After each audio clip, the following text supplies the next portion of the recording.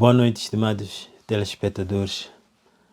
Há um vídeo divulgado por um político moçambicano que me pareceu interessante. Trata-se do segundo mais votado candidato presidencial que, na sequência dos resultados eleitorais, convocou protestos alegando fraude.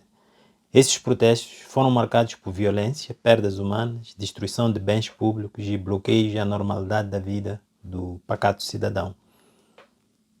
Meses depois, os protestos terminaram, um novo governo assumiu funções e o país tenta seguir em frente, mas com enormes dificuldades por causa das sequelas. Muita gente perdeu emprego, empresas fecharam e, de um modo geral, a desordem se instalou no país. Mas surgiram críticas. Alguns apoiantes do ex-candidato presidencial acham que ele abandonou cedo demais a luta. Outros dizem que nunca teve uma estratégia clara. E como é que ele reagiu? Com um vídeo em que diz coisas algo curiosas. Disse que quem o critica que vão organizar a luta se acha tão inteligente. Chamou-lhes abutres, hienas e parasitas. Epítetos pouco dignos de quem pretende liderar num regime democrático e fazer a diferença em relação ao que temos agora, algo que o país precisa urgentemente. Mas esta reação não é apenas lamentável, ela é politicamente reveladora. E mais do que tudo, é logicamente falaciosa. Primeiro, comete a falácia do ataque pessoal. Em vez de responder aos argumentos, insulta os críticos. Depois, cria um espantalho. Faz parecer que os críticos querem organizar a luta, quando na verdade, e ao que parece, só estão a pedir responsabilidade. E por fim, recorre a uma falsa dicotomia. Ou o apoiam ou são inimigos. Ora, a democracia vive da pluralidade, não do culto da obediência. E se alguém pretende mesmo fazer a diferença, então tem que começar aqui mesmo, pois esta tem sido a postura da Frelimo.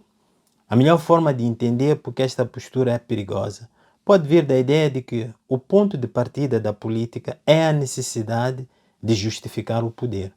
Um político tem que dar razões, não apenas aos seus apoiantes, mas sobretudo aos que duvidam dele. O poder legítimo não é o que grita mais alto, mas o que se mostra disposto a responder com responsabilidade e humildade. Quando um político rejeita a crítica com arrogância, mostra que ainda não compreendeu que governar não é mandar, mas sim convencer. Mostra que não é diferente do que quer mudar. E uma das fortes razões para nós estarmos como estamos hoje é porque a Frelimo, ao longo do tempo, cultivou a ideia de que ouvir é sinal de fraqueza e admitir erros compromete a própria grandeza. E outra ideia, igualmente útil para entender esta postura, consiste em algo simples e profundo. A democracia não elimina o conflito, ela institucionaliza-o.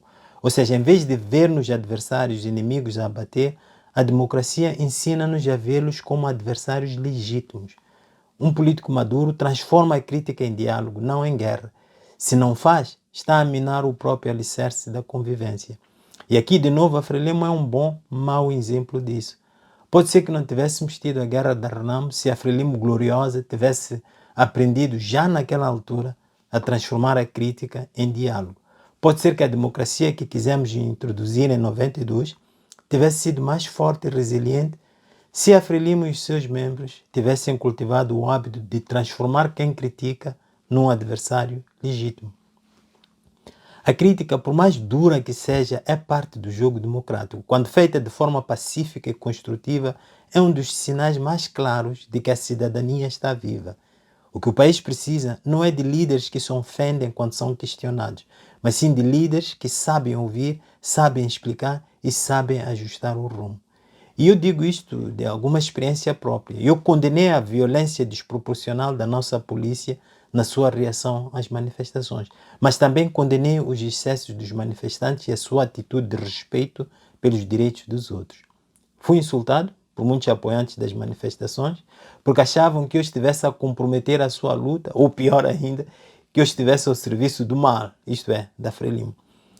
Mesmo das instâncias mais altas do poder político no nosso país, fui chamado de venancista arrependido, algo que me surpreendeu e deixou-me desolado em relação à qualidade de discernimento da nossa liderança.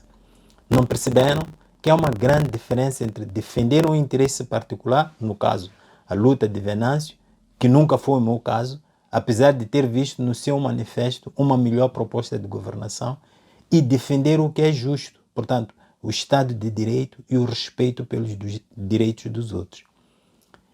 É como disse uma vez Nelson Mandela, a coragem não está em nunca ter medo, mas sim em saber enfrentá-lo com dignidade. E o mesmo vale para a crítica. A verdadeira liderança revela-se quando ela acolhe a diferença de opinião. Portanto, a crítica como oportunidade e não como ameaça. Mais uma vez, boa noite e até a próxima semana.